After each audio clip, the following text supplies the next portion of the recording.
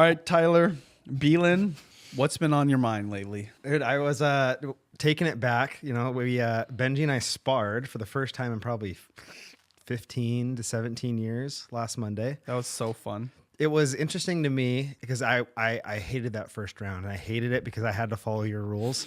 And I'm so used to the mixed arts. Thank you. Yeah. It was just like, that's what I learned because you were the one that taught me martial arts at the beginning when I started that journey at the YMCA. But I haven't been practicing in Taekwondo or in that format specifically. So it's like, I can't grab your leg. You're like, hey, dude, you can't grab.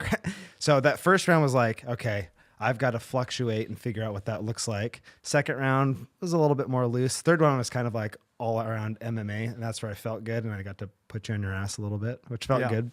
But for me, it's just like adaptation, right? That's the important thing. And if we can't adapt, then how are we going to grow and progress? You know, I've been sending you videos all week about Muay Thai, and you're like, you guys just take shots like that? And I'm like, that's how I learned. Yeah, I even said it to you before we sparred, which, by the way, I appreciate you follow my rules rather than you make me follow your rules, because I would have got my ass whooped. Right? But I said it to you because, you know, I'm an instructor in Taekwondo, so it's my job to teach people. And I said, hey, you should look at this as a way to elevate and improve your kicks, even though you're not able to do everything you do. This like isolation, it's just like when you isolate bicep workouts and you grow that muscle specifically, you're going to grow a different muscle here that's going to help you there, right? I know in MMA, I know this podcast isn't about that, but in MMA, the best fighters are usually well-rounded with usually one thing that is their strength. And so I know people that come from the Taekwondo background that went into jiu-jitsu and learned all the different art forms and were well-rounded, but just having like that crazy back kick, you know? Oh yeah. Like, which is not easy to learn and master, but because that's how they started. So, you know, it's just fun. And of course, because we're helping you to start your podcast. So what is it you want to talk about today? Well, I think it's funny, just grasping onto just a comment you just made, though. You're saying you're trying to grow your muscles in different ways, but everyone has the same muscle that's the number one, which is the mind and the mindset, right? That's the muscle that needs to be growing on everybody, whether you're going through positive things, negative things.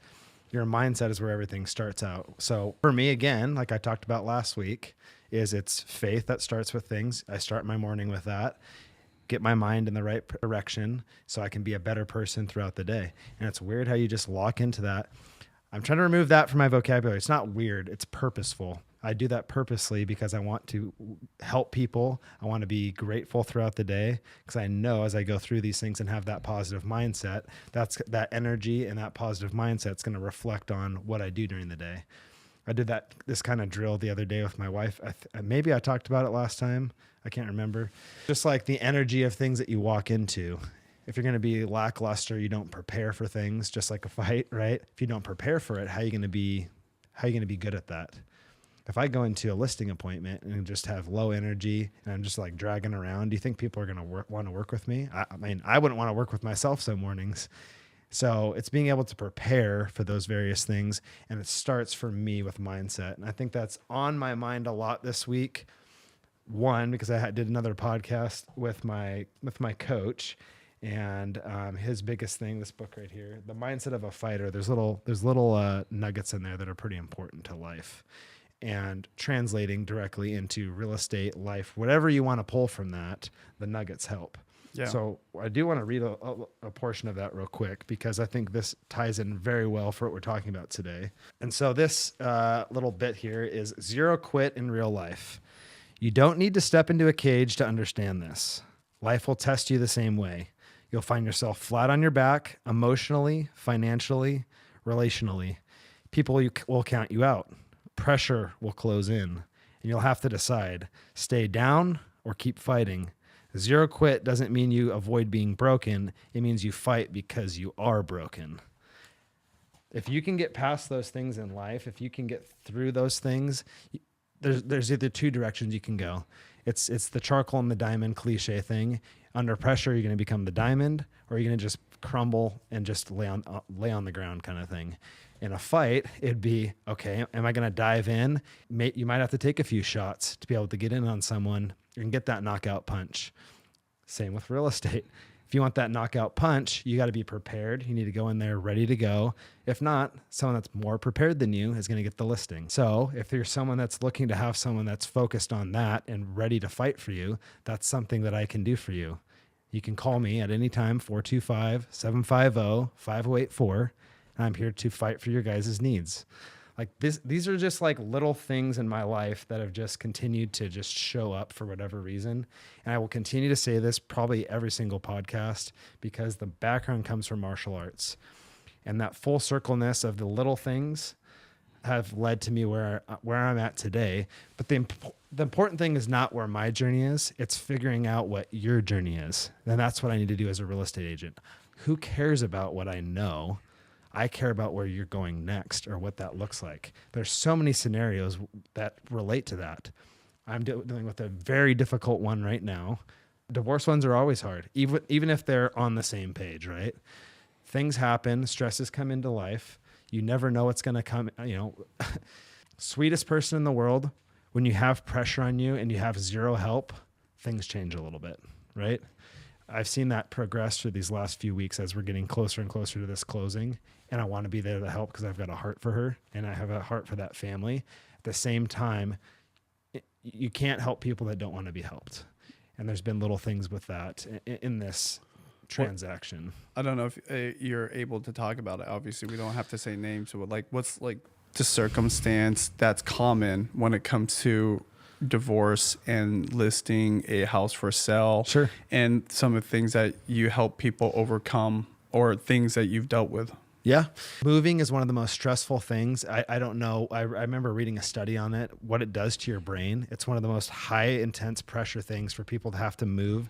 They've been in this house specifically for 13 years. So they've got 13 years of memories in there. Me wanting to control situations sometimes, because what I think is best for my clients maybe isn't necessarily, and this is a growth thing I'm working on. Furniture in the house, they didn't want it staged because those were the memories there. She wanted to keep it in there. I want it to look clean. I want it to look as well as possible when we're marketing this property. She didn't want that to be removed because that was the memories. That was basically them saying goodbye to this house. So I understand that. It's doing little things like, hey, I don't have enough boxes. I just so happened to work for a Canadian box company before I jumped right back into real estate. As a salesperson, right? Yeah. So I went right across the trestle there in Everett. I went to the box company, got to see all my old colleagues and stuff as well. So it was mutually beneficial for myself, right? And it's just like, hey, I'm going to be selling a lot of houses this year. Can we just make a business account at this point so I can have stuff ready to go? And, so it's just like running over the bridge for her. 30 minutes of time was massive because she's got to get in her car. She's got to go find the boxes. She's got to go blah, blah, blah, blah. I already know the system because I sold the boxes for 2 years when I worked there. Boom, grabbed it, brought it. It's like the simple things, like do whatever it takes to be successful. You have to be the one that's going to be creative, thinking outside the box, no pun intended, because they're literally putting their life in a box to move to wherever they're going next. So it's taking those extra steps. I think that's important. Thinking outside the box, that's important.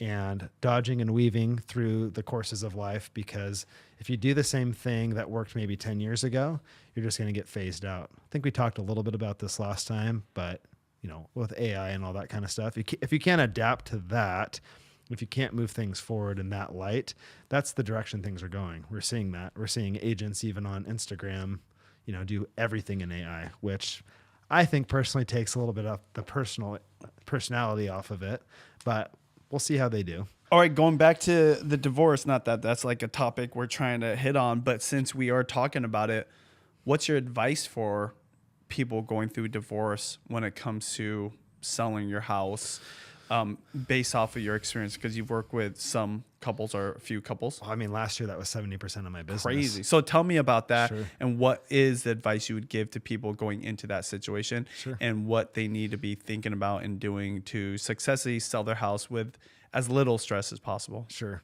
Being prepared, knowing that there's going to be things that are not perfect. No real estate dealing is ever perfect. Getting on the same page, which I think is one of the hardest things in a divorce, because there's different opportunity, or not, excuse me, there's different situations that happen each time. Sometimes it's more cordial. Sometimes it's like, hey, we're just going to be talking on email. If that's the case, we still need to all be talking, because I'm representing both sides here. It's not, I'm representing the wife. I'm not representing the husband. I'm representing each side here together. It's a community thing that we're working on. And if we're not on the same page, it's not going to flow well. So whether that be, if it's not cordial, okay, that's awesome. I'm sorry that that's where it's at, but we all need to be on the same email so that everything is outlined and we can all see what's going on. And why is that? Why is that important? Because there's a step-by-step process to get through it. If you don't have someone that's planning your stuff out, and have most people, from what I've noticed, they've bought houses and they're selling for whatever situation. Lots of people have been in their houses probably a lot longer than what the statistics would say. And so when you upend something like that, it's like lots of things have changed in the real estate market. We have our buyer brokerage services agreement that people have to sign now. There's lots more forms. And that was a teaching point for me on this one too, I think, is she bought a house 13 years ago, but real estate has changed drastically in 13 years. So that step-by-step process, walking through people and understanding what is going to happen and what timelines, is super important for me to put in front of people, because of structure and making sure people are informed. Because if they don't know what they're doing, they're going to get stressed out, and that's not going to be a good thing for me or for anyone else. Including them, which they're already going through a stressful situation. Yeah. What are some of the mistakes that people make that are going through that experience, that are trying to sell a house?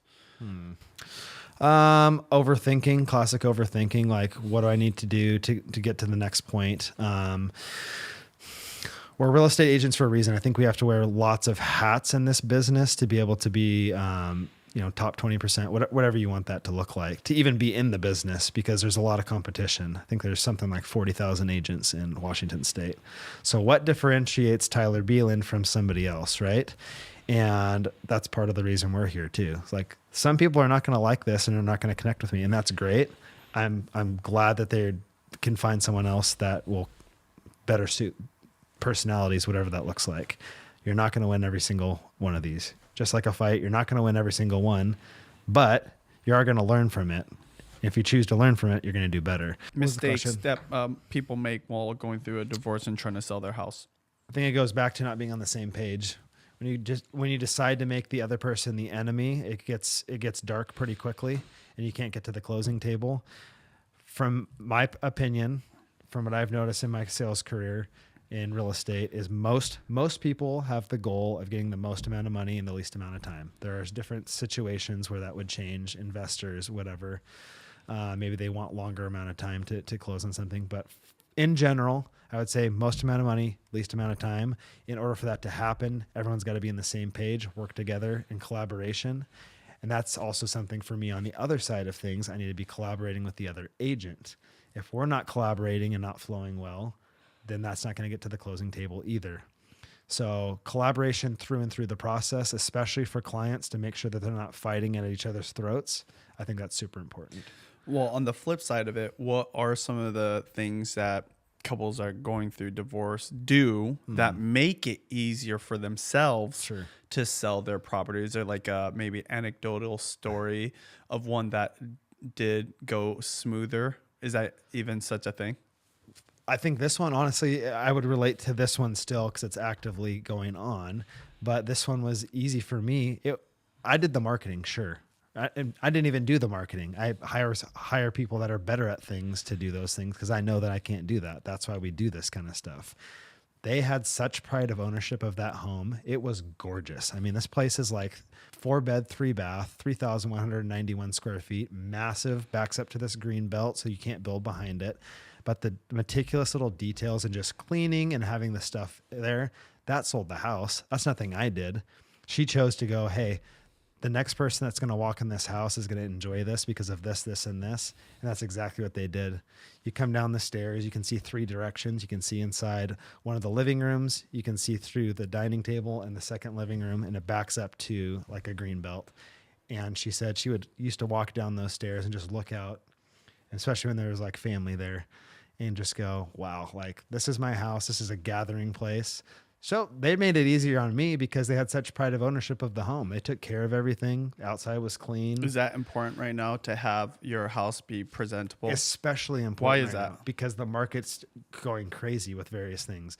You know, I'm not going to get political, but this is super, super important with what's going on. All the war stuff, all that, fuel prices, everything going up, that's all affecting where interest rates are at. So just literally 2 weeks ago, we were even below 6, which is incredible. We're now at like 6.6 right now. So if you guys don't have your stuff ready, if for buyers, for example, if they don't have a locked rate, that thing's going to jump and payment's going to go crazy. I mean, that could cost someone literally probably $300 to $500 a month more on their payments, potentially more depending on their loan program, because of that choice of not being ready to go or not locking in. So for buyer side, it would be not being ready to buy and not locking the rate and not finding the right place.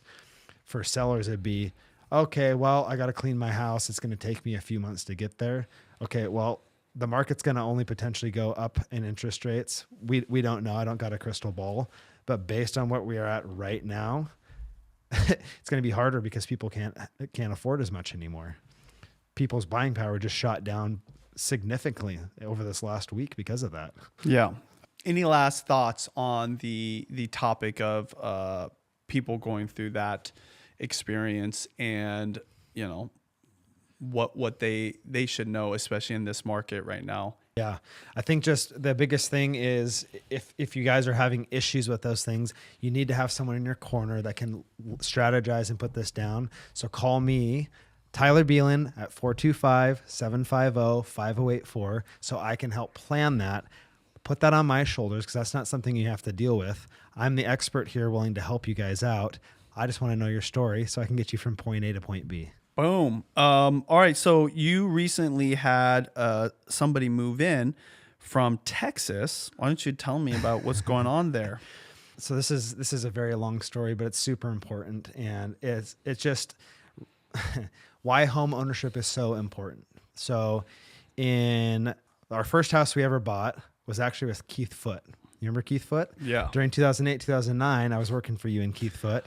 Right. Okay. Oh, I remember you were working with him on the bank owned stuff. Yep. Right. Yeah. Oh my gosh. And you know, then, he was my teacher in 6th grade. and that's how he for whatever he gravitated to me. And when I turned 18, He was my science teacher and my math teacher. Really? Yeah, he did both. Remember the bass that used to be inside the Marysville? Oh, He always the had- bass. Yep. The fish. Yeah. Like a real live one. There was one Oh always my in the gosh, room. crazy. I remember that. That's a memory I didn't think I would think about again. I'd go after school to go feed that thing because that thing would like, bam, it would always hit the food super hard. Yeah. It's one of those weird memories just from Marysville Middle School, right? Which is not around anymore. But yeah, Right, another exactly. story. Yeah, man. So I don't even know where to start with this story. I got to go back a long time. So 2005 was the first time I ever truly like went and traveled overseas. And I traveled overseas because I was doing my short-term mission trip work. Beforehand, we would go to a guy named Brandon Bailey's house up in Bayview there. And we would prepare. We talk about, what country we're going to. In 2005, it was Costa Rica, at 80 at Costa Rica. And we would just do planning sessions. It was team building, essentially. We'd do things at the house.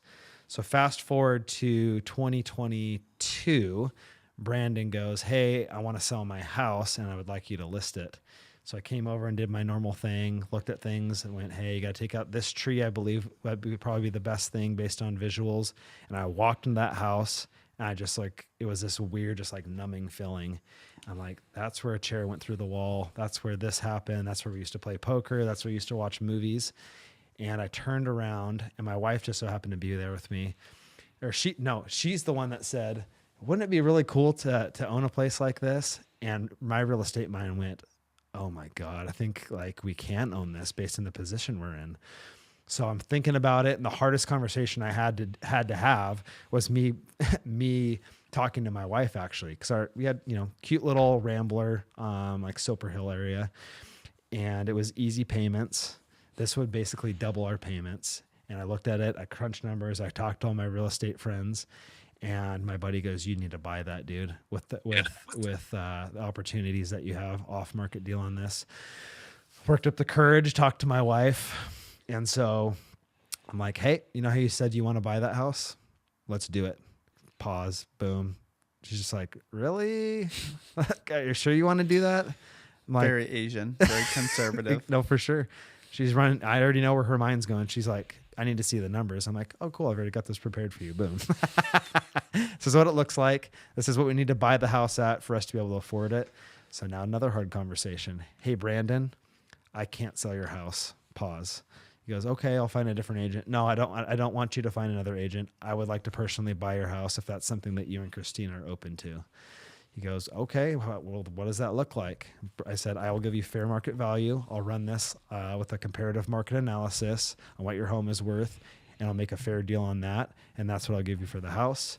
I want you to think about that." Within 24 hours, he goes, "Yeah, you can buy the house." So the next thing was I needed taxes, though.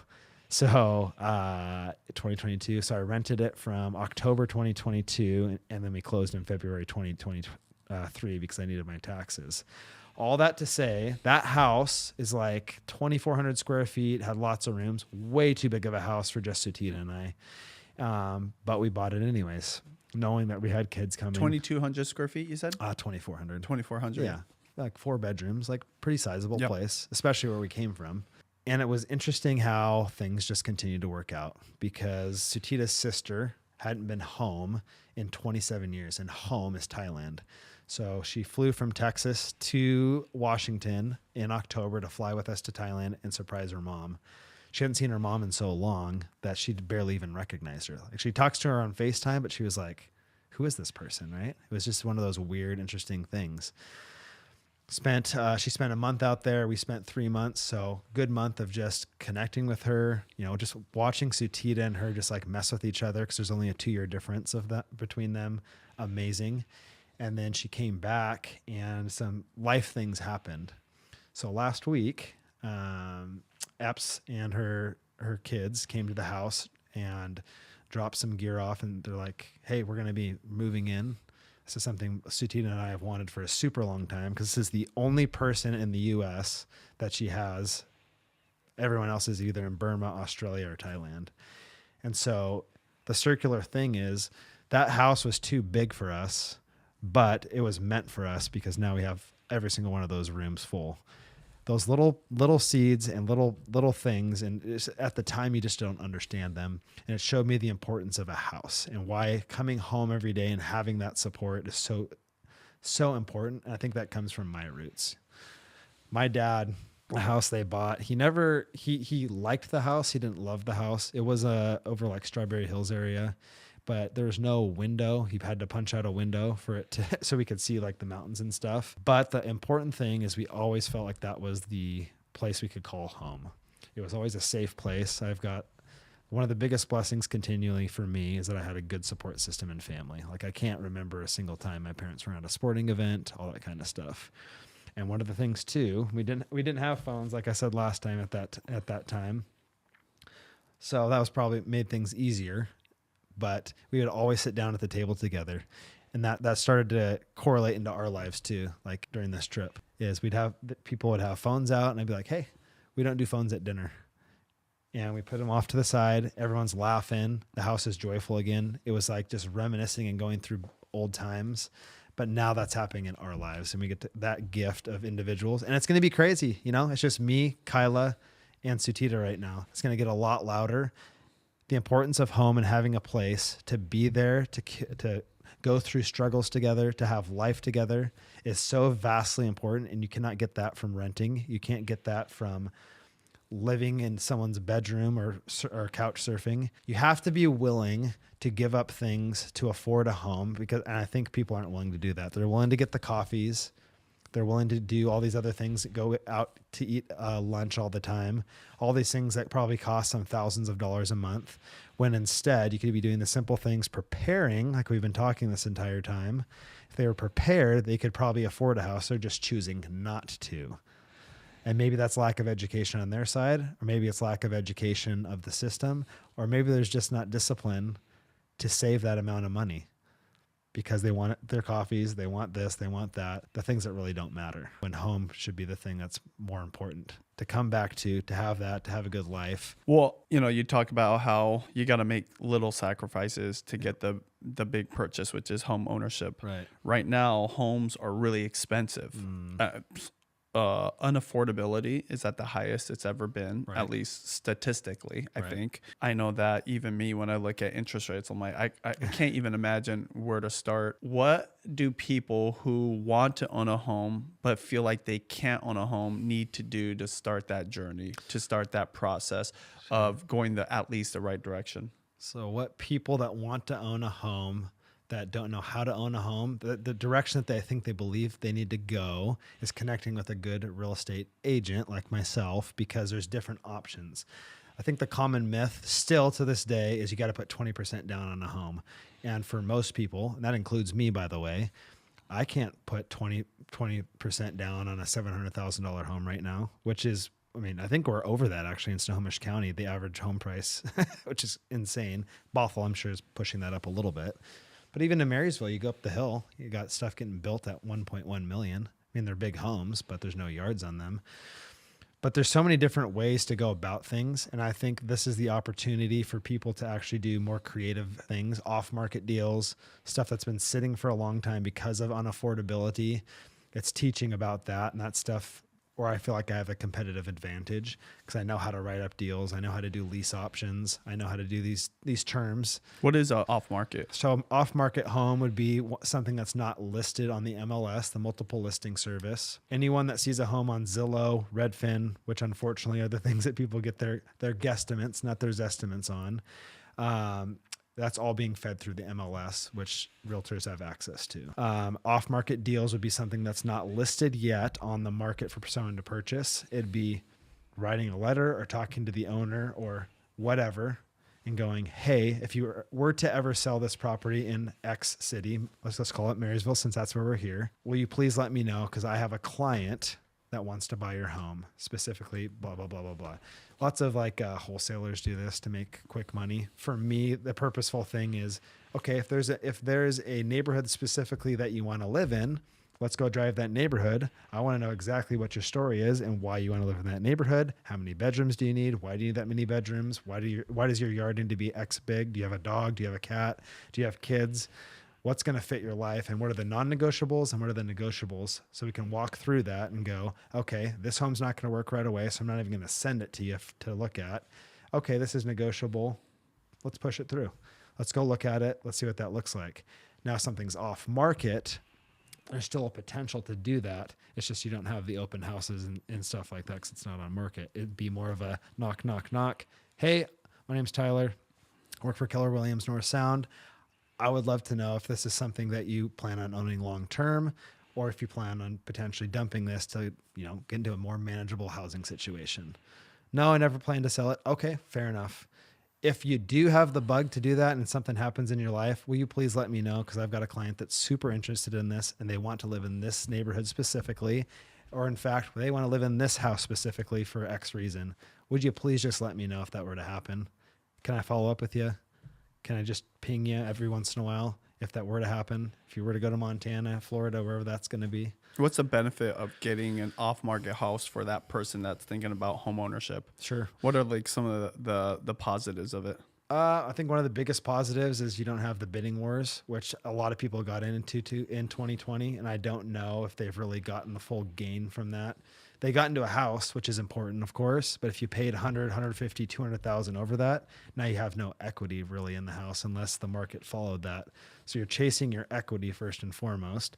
So likely you would walk into equity on the home, which this is for another date to talk about what you could do with that. But at least now you have something to rely on. You can use your house as collateral potentially if you were to get into a bad situation. But at least you now have a house instead of, well, I rent and I don't have anything. I'm just paying a landlord. Also with off-market deals too, is the homeowner could actually carry the note. You don't even have to finance through a bank, which would allow you to qualify for this home and not have to have the pressures of that and have the payments go to them. There's different ways to structure that, but these are all things you can do for home ownership, especially if things are not even listed yet. That's a huge opportunity because there's no other eyes on it. What else should people know about buying a house in 2026, even though homes are super unaffordable? You talk about off-market stuff and some of the benefits there, obviously talking to an agent. Anything else that they should be doing? Sure. I think just collaborating with families. I think we're seeing things change a lot in the landscape of things. It's sometimes multiple families under one roof because that's how affordability works.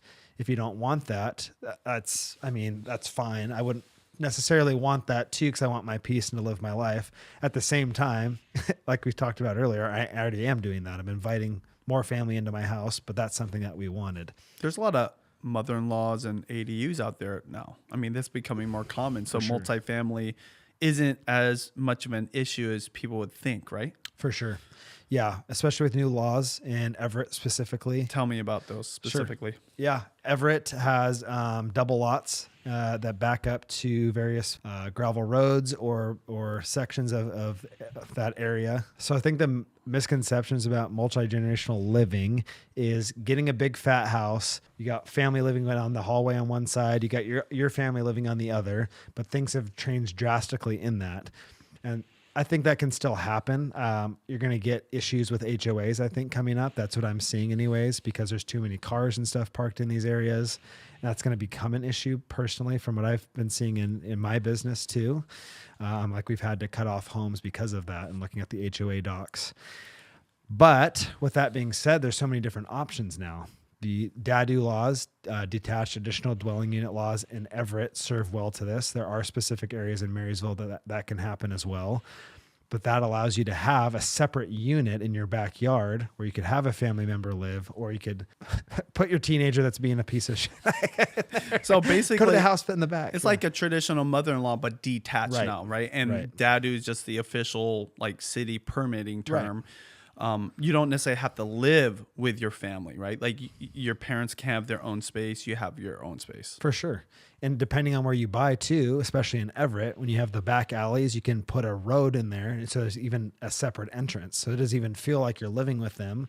At the same time, if you need your kids watched, your mom could walk through the backyard and come into your house or drop them off. I mean, things are just changed so drastically in that. And that is a law I think is going to be super helpful. It continues to be super helpful with the housing situation that we have right now. I mean, we're still so far behind on units being built and the amount of housing that we need in this area. So that's a solution. I think the one negative to that, however, is just the look of the landscape, what that's going to look like. I appreciate the city of Everett and people working on this because it allows people to actually have housing.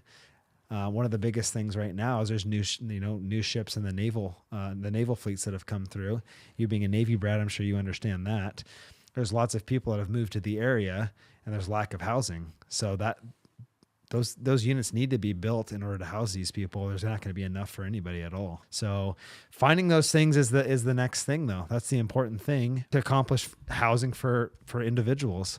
You have to be creative. People want to sit behind their phones, and I'm willing to do that to a certain extent because that's the marketing side of things. The more important thing is to ensure that you have someone that's door knocking on your behalf and going out there and having the hard conversations with people.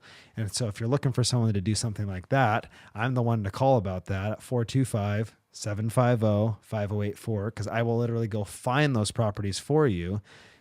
Knock on the door, have the conversations, tee it up. So at least there's another. It's just like baseball. That's a good. We just went to the Mariners game last night. So this is a good tee up. It's just taking another swing. You're never going to be able to hit a home run if you don't take a swing first. So if someone goes and knocks on the door and at least gives you an at bat there, then who's going to put you in a better position, myself or a different agent? Definitely you. When Judy and I were planning on building our next home, it was all about having her parents move in. Unfortunately, her mom passed away, and things changed there. But still, living with family is really important, or at least living near them. Yeah. One of the things that's pretty obvious is it helps with affordability, right? You got two people helping to pay one mortgage. Sure. And that's why I think dadus, additional dwelling units, or mother-in-laws are a great hack, because what if you cut your payment in half because someone else is helping, but you don't have to share the house, right? Like some people want to live in the same house, some people want to have their space, and that's what's kind of nice. And it seems like, I mean, I don't know if your sister-in-law pay, but still, it's kind of nice, and it's becoming more common, to be able to afford a home, but also just to live together, versus before everyone had their own houses, but with limited supply, it's kind of like the way you need to go. Yeah, it was maybe foreign to me at one point. It's not foreign to me at all now, because that's how my wife has lived all her life. And so one of the stories I tell, and why I believe home is such an important thing, is because there was no home in my wife's life for a very long time. And so I'm going to tell this story because I think it's one of the most epic journeys ever, and literally could be a motion picture film just from it. So this story I called The King and the Coin, and it goes like this. So it's about 1990, or it is 1990, and there's a family that's in Burma, Myanmar now. At that time, the mother in the middle of the night has this weird feeling that they need to get out of that area. And so she picks up her family, all 10 kids, and then the father, end up getting out of the house and start marching towards the Thailand border, because she had this weird dream about it. The father was a Karen soldier, which is a tribal soldier that was basically fighting at that time with the Burmese soldiers. So there's lots of unrest at that time in 1990. So he would go ahead during this journey as a soldier and make sure there's no mines on the ground. He would connect with people to ensure that his family is being taken care of. Now, through this time, they had no food at all. They walked for nearly a month, and the mother was right. She had the right feeling, because 24 hours later, that village got burned to the ground. So everyone that stayed in that village passed away and got absolutely ransacked by the Burmese. So as they're going, through the jungle, the kids are getting leeches on them because they're going through water. All that they have to eat is salt and rice, so everyone's getting emaciated. And at night, it got super scary, because if any of the kids peeped at all, that could alert them to where they're at, and the Burmese soldiers could take them out, right? So that father, as he continues to walk forward and make sure that they're safe, is super stressed. Lots of stuff going on naturally, right? He wants to protect his family, but he's purposely moving them forward towards an area of safety, which at that time was Thailand. During this time, because he's taking action with purposeful pursuit and progress, ended up meeting the king of Thailand. So at that time, the king of Thailand, he's the longest reigning king, actually passed away in 2016. He met him, and he would do little projects with neighboring countries just for peace and all that kind of stuff. And so this father met the king, and the king goes, "I'm going to give you this coin. Once you get to the Thai border, show this coin to the border officials, and this will grant you access to Thailand." So he has that coin. He finally gets the people to the border, and life started in Thailand at that time. The crazy thing is that coin was missing for a super long time, and it was super hard to find. No one really found it. And then when I was on my trip this year, I found that coin. Oh, wow. This is the coin right here. The story I just told you is the story of my wife's family. Without this coin, my family on that side would have been dead. Can I pick it up? Absolutely. Imagine the stories that are told just from that coin. Imagine what that went through. Where'd you find the coin? So it's just lost in the house somewhere? This has been gone forever. This is I think about this so deeply, because it's like we complain about things. They didn't have a home ever. I understand why a home now is so important to my wife, so important to the people, because it creates community. It creates a place for laughter. It creates a place for struggle at times where you're not going to you've got 5 kids. I'm sure it's not perfect at the house. It's probably chaos most of the time, but I would take that chaos any day than not to have kids and not be a father and not go through those things. The basis of that was home ownership. I feel like if you're in an area where you can't own a home, you can't be yourself, you got to be quiet next to your apartment or whatever, stuff like that. You can't live your true life until you have a home and a place to have a stable family and go through life. That's the important thing, is to have that safe space, have community. The home we own right now, it's coming full circle because that's what that house was for. It was for community, and that's exactly what it's become right now. We put a little sauna in the back. People come over all the time. Hey, can we use the sauna? Like, this is exactly what this house is made for people to come, have a good time, go through life together. And that can only be done through homeownership.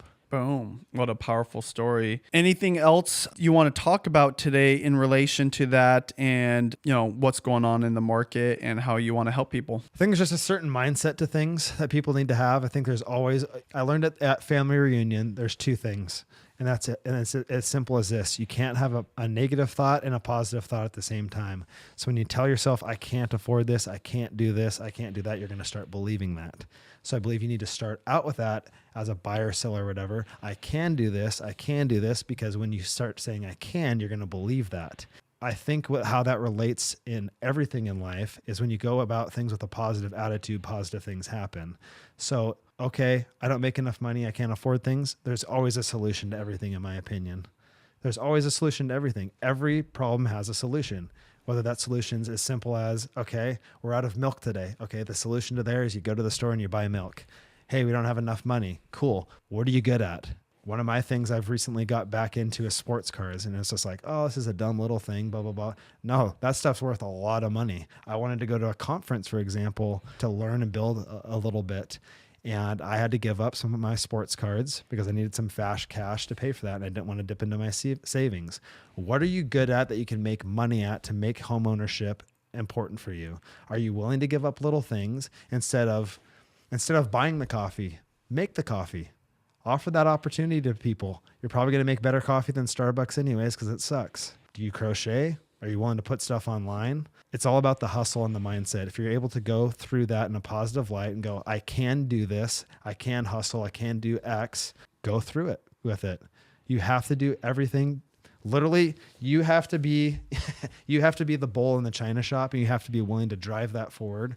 You have to be the bison running into the storm. When everything's coming, actually, let me share that real quick. Going off the rip here.